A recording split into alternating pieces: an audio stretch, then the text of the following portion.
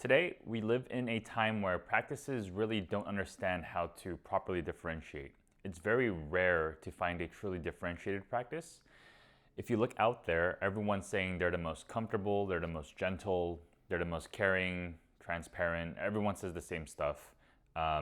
Get the treatment you deserve.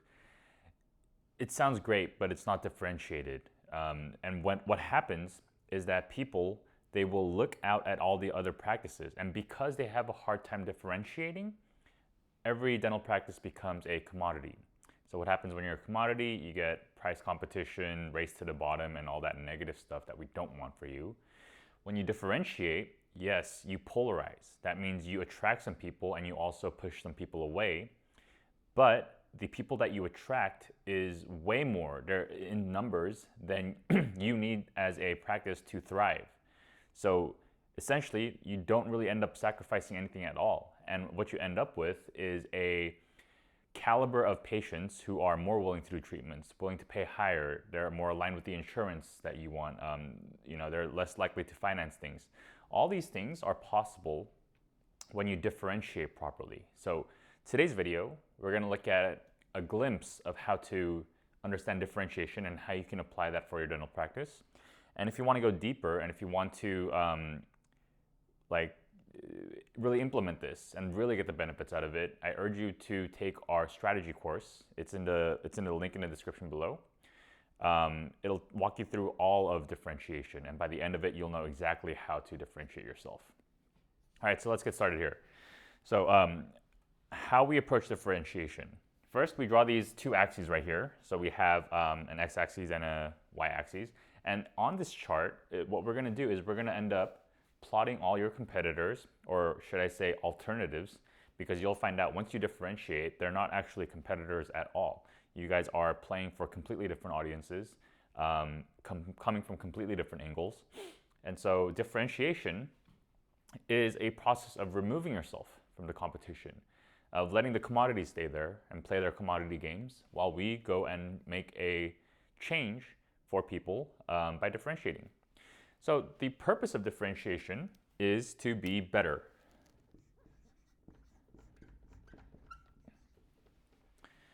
I don't want to differentiate myself as someone who is crazy, as someone who is ineffective, as someone who's inefficient. Sure, I'm different, but that's not what we hope to accomplish. What we hope to accomplish is to be better as a result of differentiation. So how do we become better? What is better? Well, better is completely subjective. So we have to figure out who we're differentiating for first.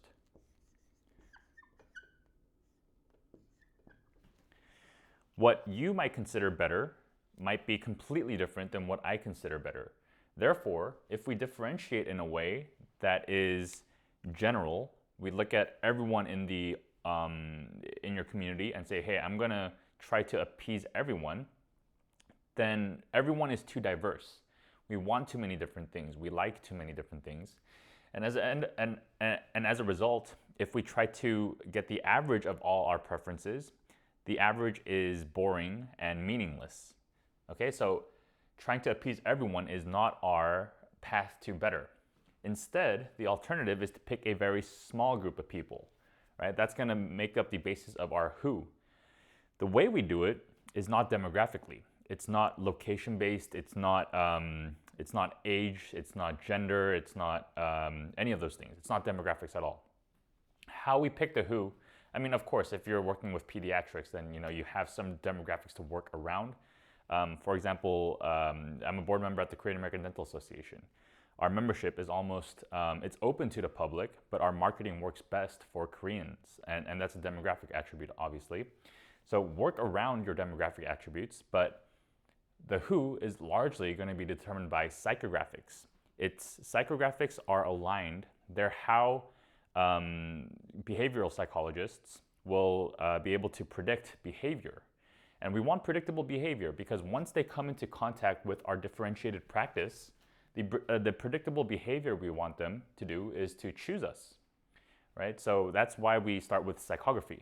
So who is going to be largely determined by psychography. If you want to take a deeper look, take the course. There's going to be a whole section on figuring out the 5 belief systems of your target audience, figuring out exactly what they find better, and creating this entire system for them. All right, so after we figure out who, what are we going to do? Then we're going to list out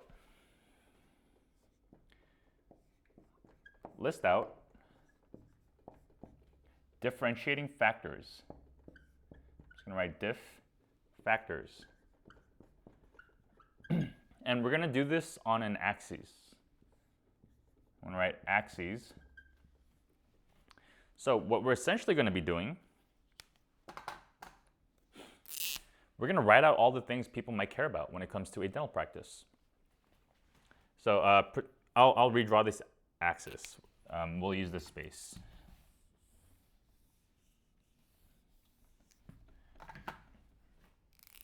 Okay, so I'll call these differentiating factors, and we're going to have axes here. So what's something that someone might care about when it comes to a dental practice? So let's say a dentist who is caring or more personalized.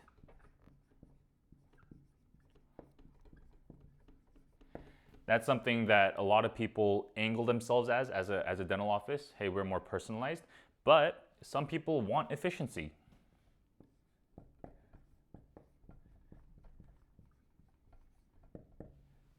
Okay.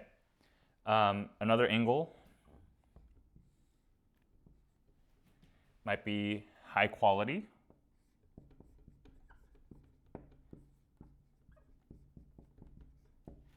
Any materials that you use, they might demand the best, or even the quality of the decor, the interior, everything. They want signals that this is high quality.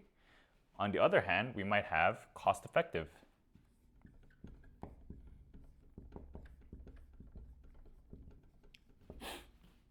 We might think a beautiful, luxurious front desk would be, everyone would like that. But if someone who believes, and going back to the psychography, if someone believes that dental care should be cost effective and they come into your office and they see that luxurious marble desk, even if you're not going to raise their prices, the story they're going to tell themselves is this place is going to charge me an arm and a leg to be able to afford those kinds of stuff. Okay? So again, it starts with who we're choosing to serve, what they care about, and differentiating in a way that serves them best. We're going to talk about alignment with your values and how you want to do stuff as well. But first, we have to get very clear with exactly how they want things to be better. All right, so what we're going to do is we're going to write out 10 axes like this. All right, so this was 2. We're going to get 3, 4, 5, 6, 7, 8, 9, 10. And really, I want you to do most of this. Like, if possible, try not to copy these 2. Because when you push yourself to think of 10, you actually pull out a lot of things that you care about and ways of differentiation of being that is more aligned to you. So I challenge you to make 10 axes like that. All right, next step.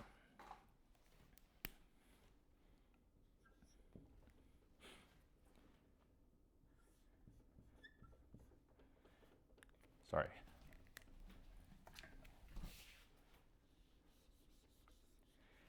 Now, if you haven't listed them yet, do that first and then move on to the third step.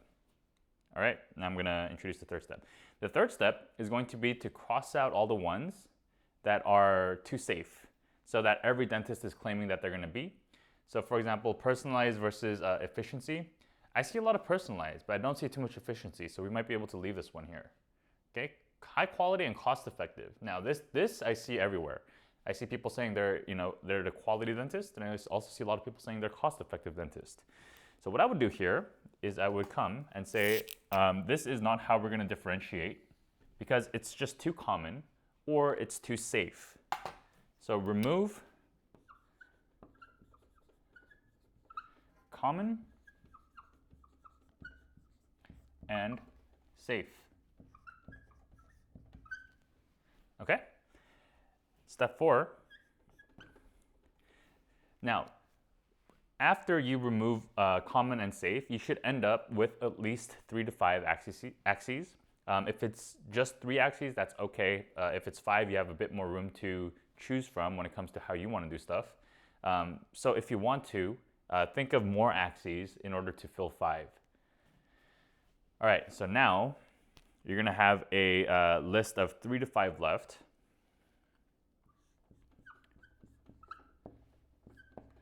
Circle the 2 from the 3 to 5. Circle the 2 axes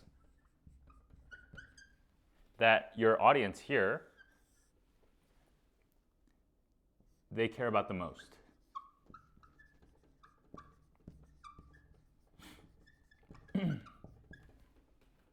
Let's say, and this is a bad example, let's say you talk about like the aesthetics of the interior. Maybe people care about that, maybe your audience.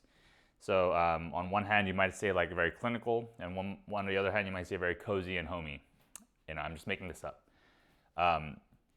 Let's say that's something that they don't care about. Like your audience who we targeted just doesn't care about that. In that case, you would not circle that. Maybe they care about it a little, right? But if that is like, if that's going to make or break their experience, then we want to circle that because that's an axis that they find, wow, yeah, this is how we create better, right? And we create 2, we circle 2. All right, and I'm going to get rid of this diagram, or this, this diagram here.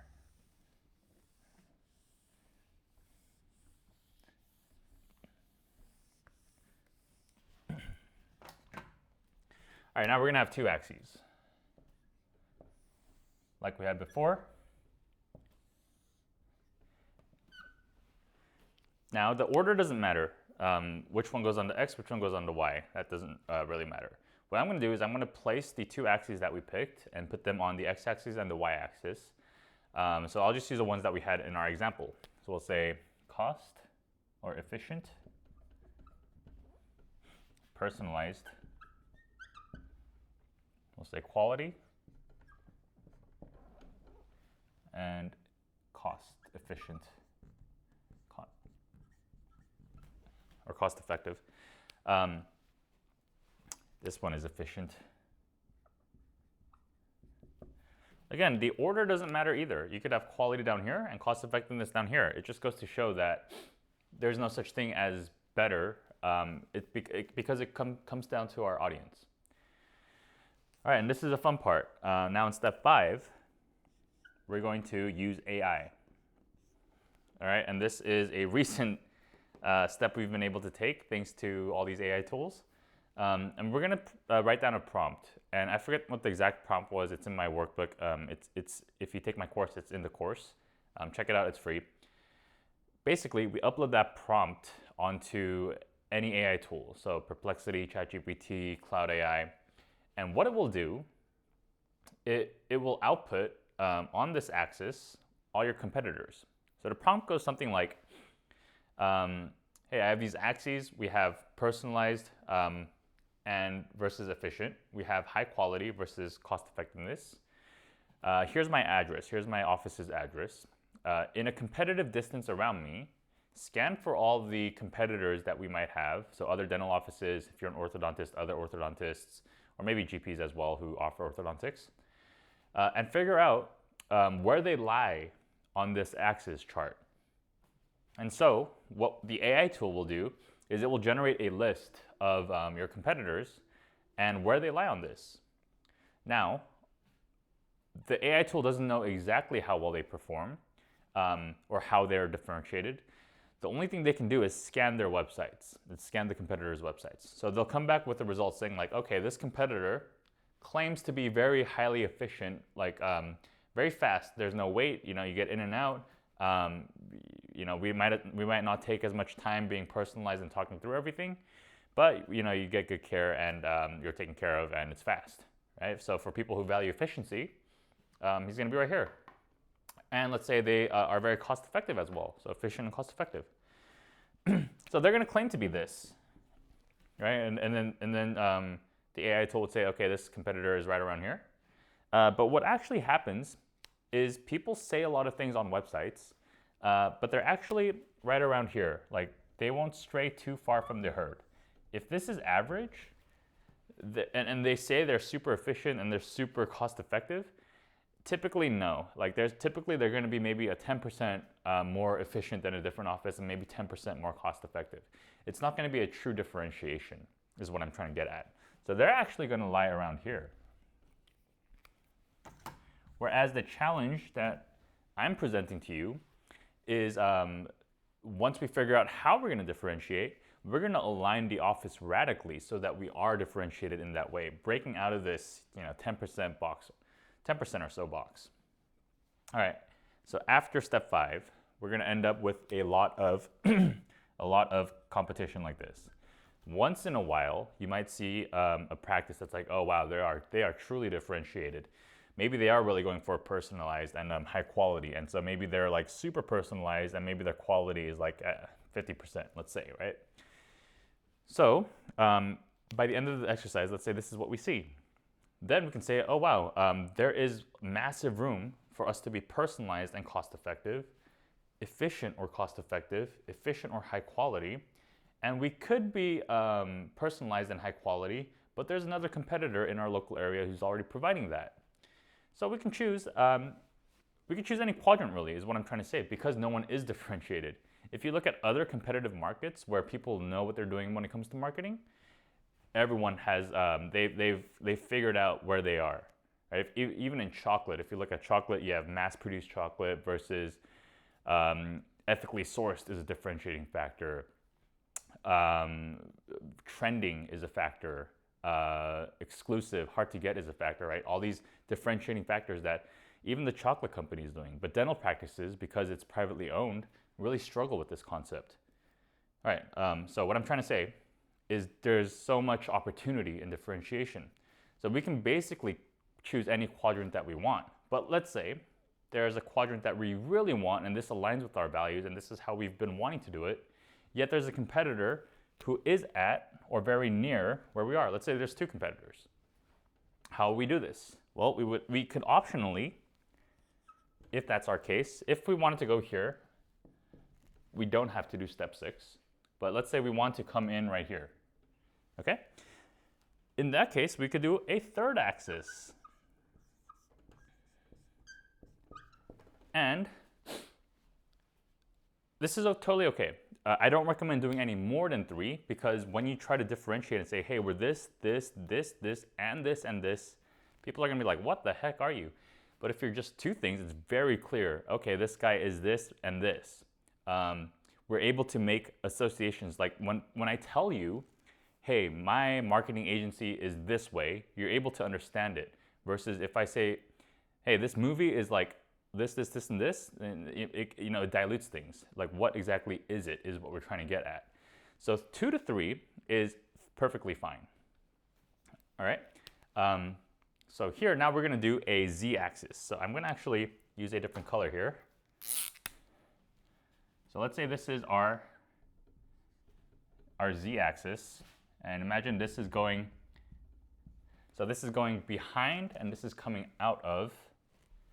So we can create the same thing here. All right, and in our third axis, let's quickly think of another one.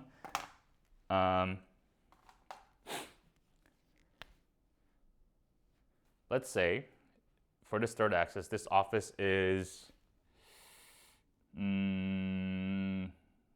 friendly versus professional/clinical.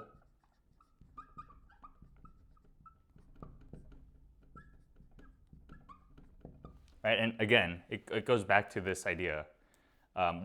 Is this something that they would care about? If I create a third axis that they wouldn't care about at all, and I'm trying to differentiate myself there, it doesn't make it better. Okay, so what's something they care about? Create another axis with it. Make sure it's not common and safe. So all the previous steps apply. Okay, and there's a caveat here. Another caveat is that this third axis should remove the other competitors from where we're trying to go.